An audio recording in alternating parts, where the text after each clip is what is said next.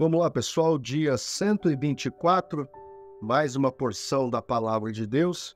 E hoje vamos ler Juízes, capítulo 19, versículo 1, até o capítulo 20, versículo 48. Diz assim: Naquela época não havia rei em Israel. Aconteceu que um levita que vivia nos montes de Efraim, numa região afastada, tomou para si uma concubina, que era de Belém de Judá. Mas ela lhe foi infiel, deixou e voltou para a casa do seu pai em Belém de Judá. 4 meses depois, seu marido foi convencê-la a voltar. Ele tinha levado seu servo e 2 jumentos. A mulher o levou para dentro da casa do seu pai, e quando seu pai o viu, alegrou-se. O sogro dele o convenceu a ficar ali, e ele permaneceu com eles 3 dias, todos comendo, bebendo e dormindo ali. No 4º dia, eles se levantaram cedo, e o levita se preparou para partir. Mas o pai da moça disse ao genro: Coma alguma coisa, e depois vocês poderão partir. Os 2 se assentaram para comer e beber juntos, mas o pai da moça disse: Eu peço a você que fique esta noite e que se alegre. E quando o homem se levantou para partir, seu sogro o convenceu a ficar ainda aquela noite. Na manhã do 5º dia, quando ele se preparou para partir, o pai da moça disse: Vamos comer, espere até a tarde. E os 2 comeram juntos. E quando o homem, sua concubina e seu servo levantaram-se para partir, o pai da moça disse outra vez: Veja, o dia está quase acabando, é quase noite.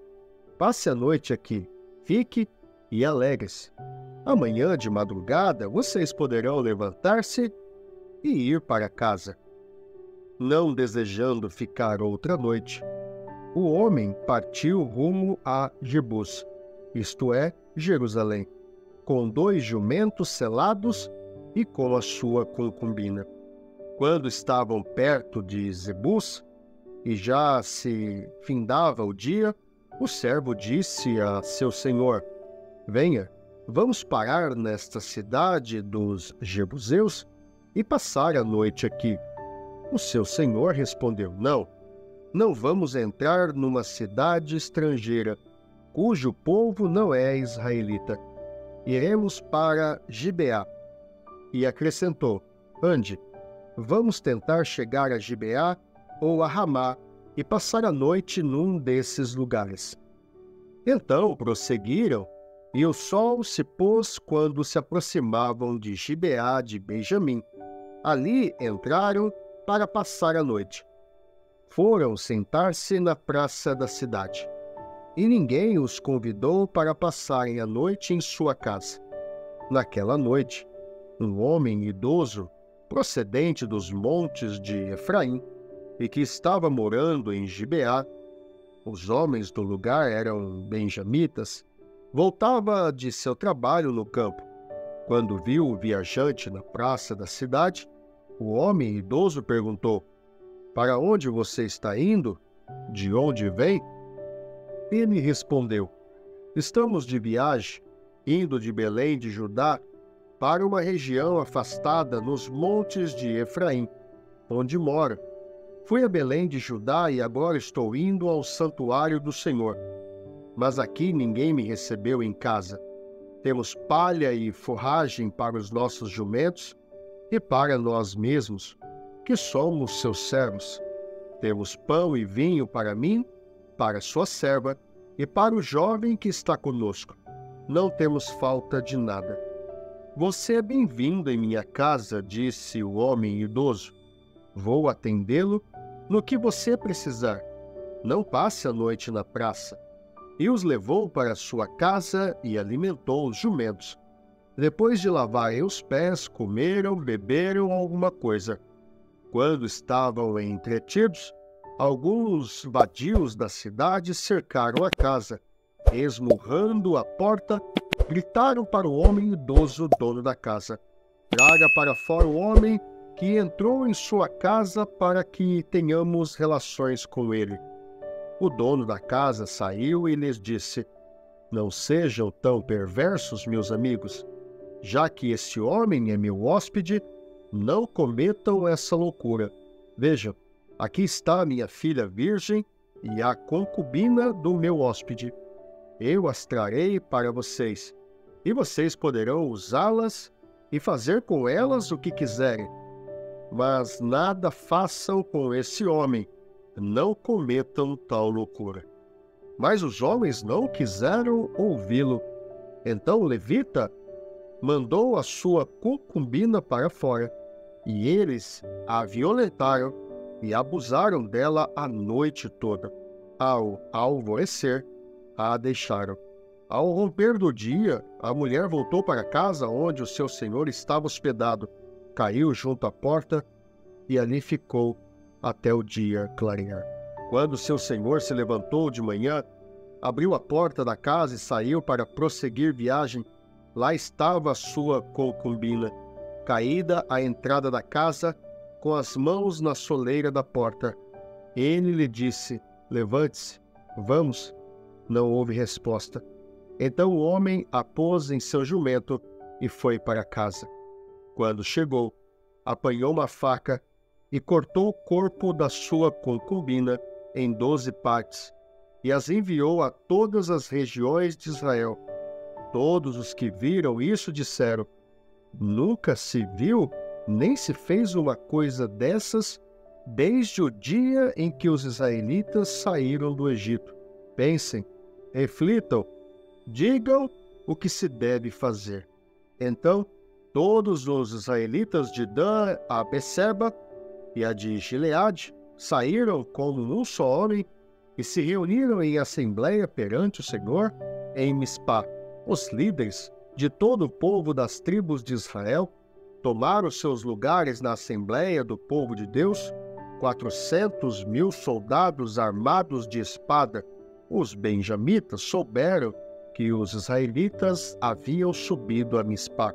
Os israelitas perguntaram: "Como aconteceu essa perversidade?" Então o levita, o marido da mulher assassinada, disse: "Eu e a minha concubina chegamos a Gibeá de Benjamim para passar a noite. Durante a noite, os homens de Gibeá vieram para atacar-me e cercaram a casa com a intenção de matar-me. Então violentaram minha concubina e ela morreu. Peguei minha concubina, cortei-a em pedaços e enviei um pedaço a cada região da herança de Israel, pois eles cometeram essa perversidade e esse ato vergonhoso em Israel. Agora, todos vocês, israelitas, manifestem e deem o seu veredito." Todo o povo se levantou como se fosse um só homem, dizendo: "Nenhum de nós irá para casa, nenhum de nós voltará para o seu lar. Mas é isto que faremos agora contra Gibeá. Separaremos por sorteio de todas as tribos de Israel. De cada 100 homens, 10, de cada 1.000 homens, 100, de cada 10.000 homens, 1.000, para conseguirem provisões para o exército poder chegar a Gibeá de Benjamim e dar a eles o que merecem por esse ato vergonhoso cometido em Israel." E todos os israelitas se ajuntaram e se uniram como um só homem contra a cidade. As tribos de Israel enviaram homens a toda a tribo de Benjamim, dizendo: "O que vocês dizem dessa maldade terrível que foi cometida no meio de vocês? Agora, entregue esses canalhas de Gibeá para que o matemos e eliminemos esse mal de Israel." Mas os benjamitas não quiseram ouvir seus irmãos israelitas. Vindos de sua cidade, reuniram-se em Gibeá para lutar contra os israelitas. Naquele dia, os benjamitas mobilizaram 26.000 homens armados de espada que vieram das suas cidades, além dos 700 melhores soldados que viviam em Gibeá.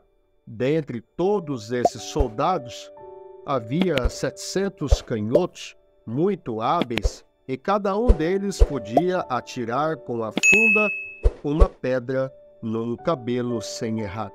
Israel, sem os de Benjamim, convocou 400.000 homens armados de espada, todos eles homens de guerra. Os israelitas subiram a Betel e consultaram a Deus. Quem de nós irá lutar primeiro contra os benjamitas? Perguntaram. O Senhor respondeu: Judá irá primeiro. Na manhã seguinte, os israelitas se levantaram e armaram acampamento perto de Gibeá.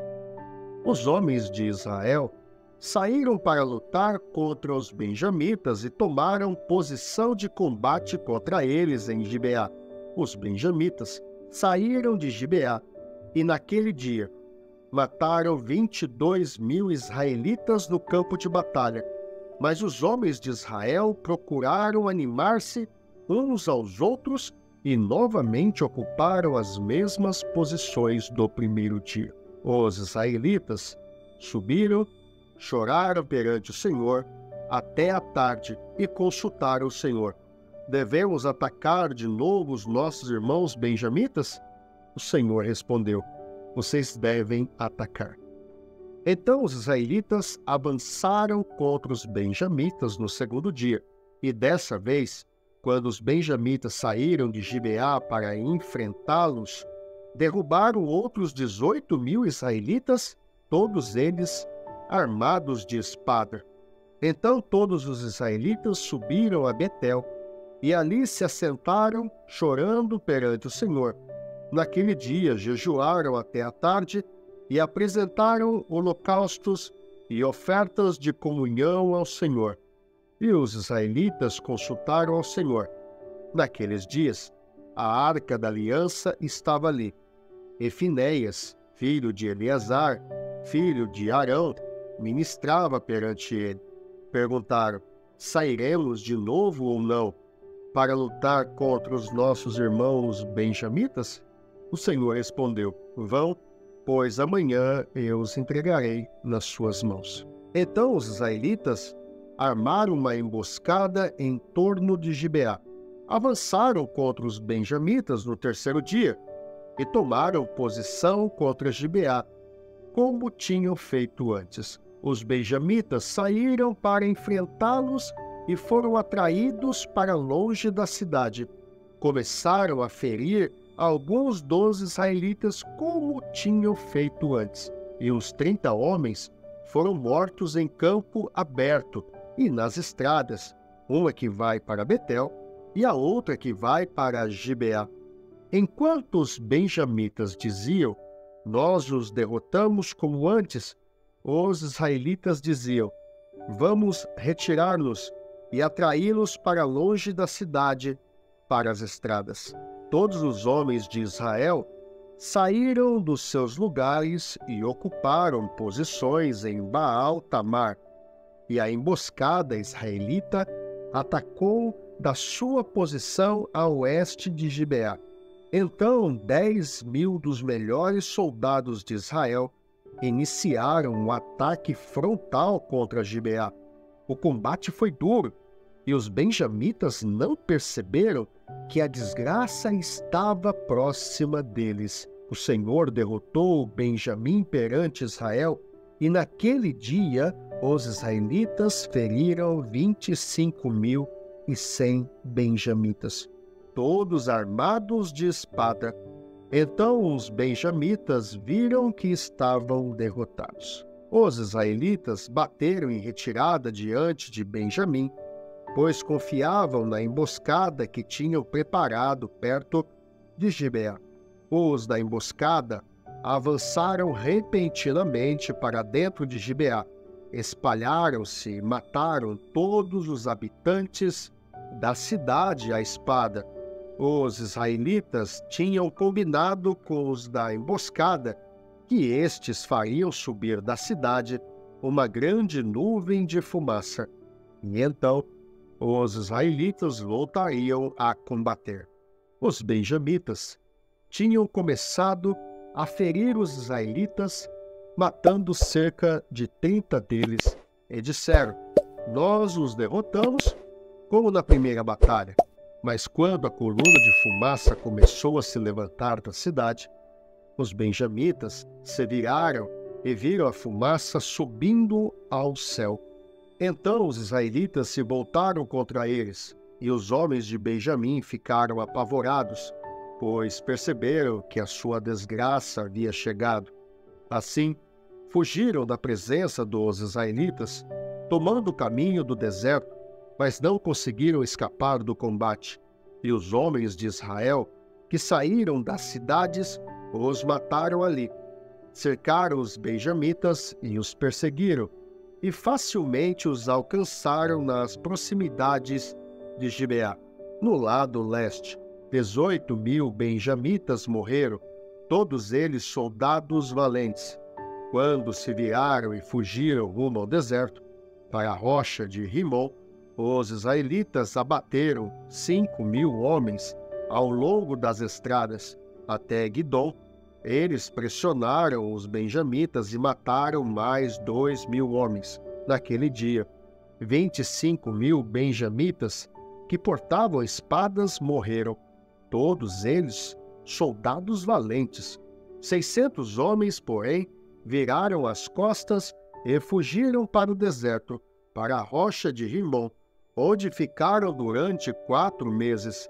Os israelitas voltaram a Benjamim e passaram todas as cidades à espada, matando, inclusive, os animais e tudo o que encontraram nela.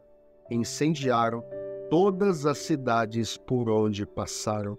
João capítulo 3, versículo 22, até o capítulo 4, versículo 3. Depois disso, Jesus foi com os seus discípulos para a terra da Judéia, onde passou algum tempo com eles e batizava. João também estava batizando em Enom, perto de Salim, porque havia muitas águas, e o povo vinha para ser batizado. Isto se deu antes de João ser preso. Surgiu uma discussão entre alguns discípulos de João e um certo judeu a respeito da purificação cerimonial. Eles se dirigiam a João e lhe disseram: Mestre, aquele homem que estava contigo no outro lado do Jordão, do qual testemunhaste, está batizando, e todos estão se dirigindo a ele. A isso João respondeu: uma pessoa só pode receber o que lhe é dado dos céus. Vocês mesmos são testemunhas de que eu disse: eu não sou Cristo, mas sou aquele que foi enviado adiante dele. A noiva pertence ao noivo. O amigo que presta serviço ao noivo e que o atende e o ouve, enche-se de alegria quando ouve a voz do noivo. Esta é minha alegria, que agora se completa. É necessário que ele cresça e que eu diminua. Aquele que vem do alto está acima de todos. Aquele que é da terra pertence à terra e fala com quem é da terra. Aquele que vem dos céus está acima de todos.